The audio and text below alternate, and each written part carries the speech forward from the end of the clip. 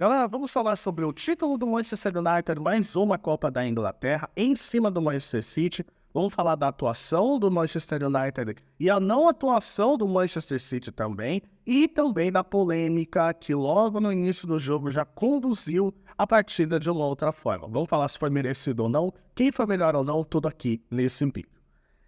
A começar, obviamente, pela polêmica. Por quê? Porque a polêmica foi logo no primeiro minuto de jogo. Se eu não me engano, com menos de um minuto, já foi a polêmica do não pênalti ou pênalti para o Manchester City.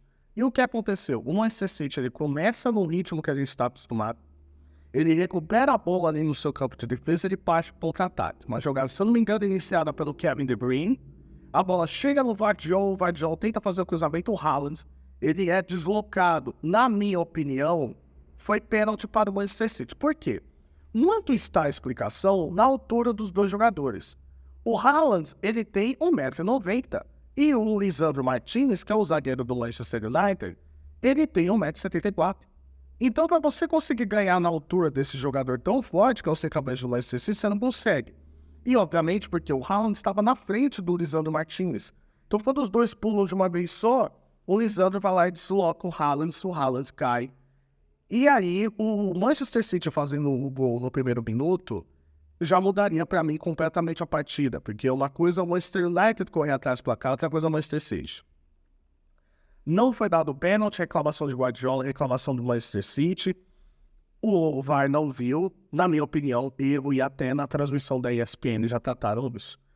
O que a gente precisa entender, se tratando da partida, tirando a polêmica, é que depois daí, até o segundo tempo, o jogo ficou completamente controlado pelo Manchester United. Apesar do City ter mais posse de bola por sua característica, e apesar da gente saber que o Manchester United ele não é tão forte assim numa marcação-pressão quanto o Liverpool, quanto o Arsenal, para tirar o City da zona de conforto, ele se coloca mais para trás. Isso a gente viu nos outros dois jogos da Premier League. O Manchester United ele se comportando no 4-2-2-2, onde você tem uma linha de 4 marcadores que foram muito bem a partida inteira, com Dalot, Martinez, Varane e o Wan-Bissaka, muitas vezes o Amrabat voltando para poder fazer uma linha de 5 também, mas uma marcação muito encaixada, não deixando o Manchester City trocar passes no seu meio de campo e principalmente aproveitar o Rodri.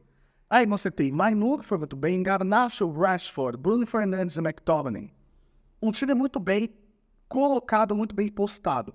O Manchester United ele tinha um único objetivo. Vamos apostar no contra-ataque, mas vamos marcar o Manchester City no nosso campo de defesa, não deixando a bola circular muito bem pelo meio campo. Por quê? Porque a bola chegando ali no Kevin De Bruyne e no Rodri, principalmente, que é o coração desse meio campo, a bola circularia muito mais fácil.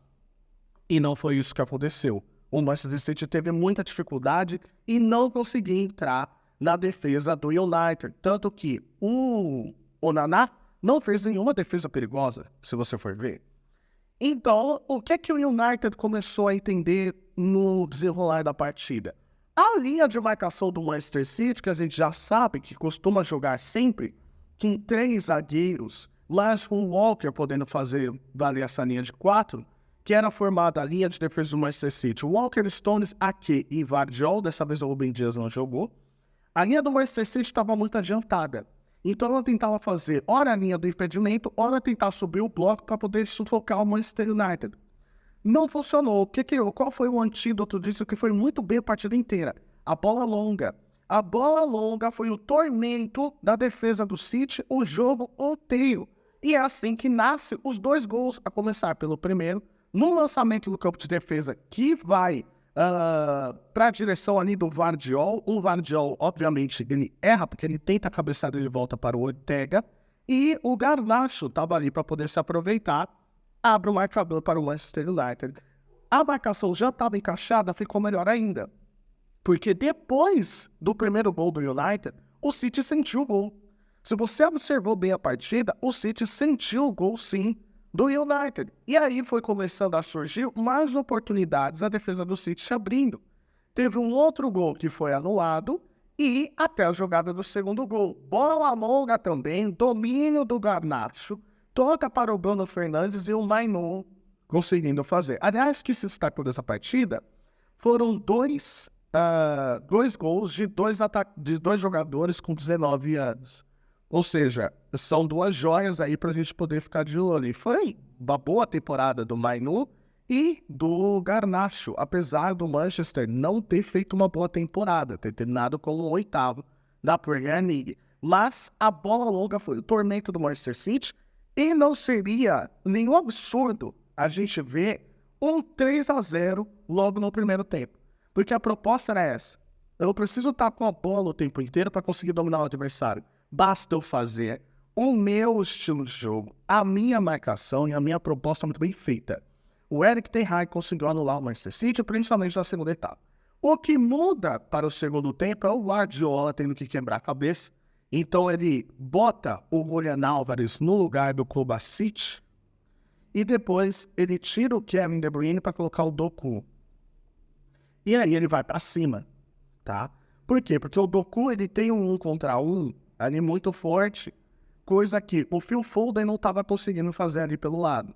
Então, obviamente, indo para o individual contra o Wan-Bissaka, e muitas vezes você via ali no segundo tempo o Manchester tendo que dobrar, às vezes triplicar a marcação do Doku, era algo que conseguiria gerar um incômodo uma hora ou outra.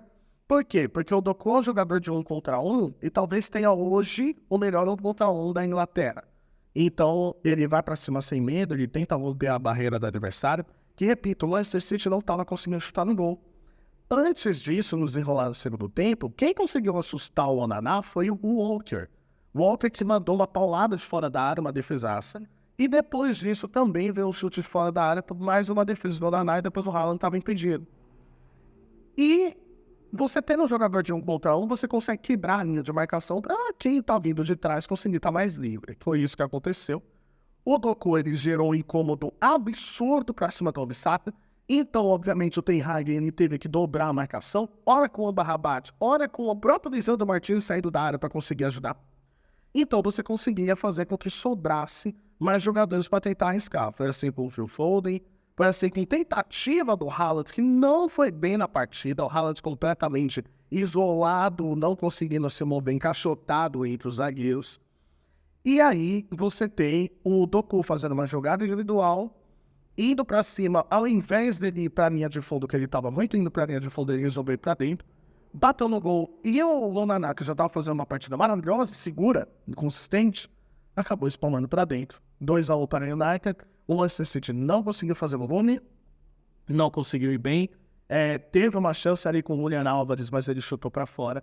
Mas de resto, o que a gente pode tirar desse jogo é que, o Manchester City entrou com uma rotação abaixo.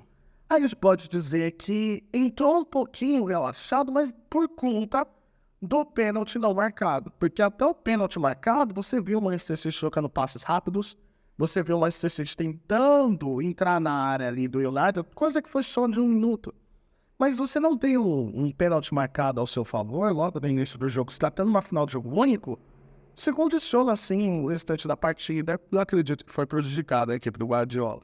Mas nada anula a boa atuação que o Manchester United fez, provocando muitos erros no Manchester City, que a gente não está acostumado a ver, como passes errados do Rodri, como passes errados principalmente do Bernardo Silva, que não foi muito bem, e do Kevin De Bruyne, errando muita coisa, errando inversão, errando passe fácil, errando passe 5 metros. Então você vê que a marcação / erro de arbitragem tirou o Manchester City do sério. O United conseguiu encaixar, ele conseguiu fazer com que seus atacantes estivessem muito bem liberados. Outro que se destaca na partida, Marcus Rashford, ele fez o gol, mas estava impedido. Ali uma bola longa para o Garnacho, ele tenta bater, mas estava impedido, estava à frente. E a gente destaca também uma boa partida do Bruno Fernandes jogando ali como um falso 9. Então o United como um todo coletivo foi muito consistente, muito forte, mereceu o título em Wembley, sem tirar nem pôr. A situação do Erik ten Hag, a gente pode dizer que ele merece continuar no cargo? Eu acho que não, porque já foram dados bastante tempo para ele conseguir desenvolver. Ele tem um bom time, ele pode não ter um time estrelado, e muita gente fica falando que o Manchester City é estrelado, mas é estrelado por conta do seu técnico, e aí que está a resposta. Porque se você acha hoje os jogadores do Manchester City uma estrela, é porque o seu técnico conseguiu desenvolver. Ao contrário do United, que eu sei que já tem uma sequência de técnicos muito grandes, por exemplo, se a coisa de comparar, desde a chegada de Klopp no Liverpool e a chegada de Guardiola no City, o United já trocou diversas vezes seu técnico. Isso não vai ficar adiantando, ficar trocando toda hora, tanto que a torcida quer que o Ten Hag continue justamente por isso. Porém, quando o técnico não consegue botar o seu estilo de jogo, quando ele não consegue impulsionar jogadores, é preciso se rever. E o United terminou em 8º da Premier League. Então, ele poderia dar mais do que ele tem. Eu acho que precisa ser substituído, mas ele sai por conta de um título, não por conta das atuações nem pela história. Mas ele sai com o título porque já saiu manchetes de jornais que o United já ia demitir o Ten Hag independente do título ou não. Então, a situação não é boa para ele, mas eu acho que ele deixa o United sem nenhuma identidade. É assim que eu identifico. O United ele chega ao seu 13º título de Copa da Inglaterra, ele fica atrás apenas do Arsenal e ele vai conseguir disputar um campeonato europeu, corria risco de ficar de fora, por conta de não ficar na zona de classificação. Ele vai para a Europa League e consegue uma boa grana pro próximo ano. Eu quero saber o que você acha. Você acha que o City ele foi prejudicado? A partida foi condicionada não pela cidade em cima do Haaland? O que você acha? Deixa aqui nos comentários. E tamo junto e até a próxima. Valeu.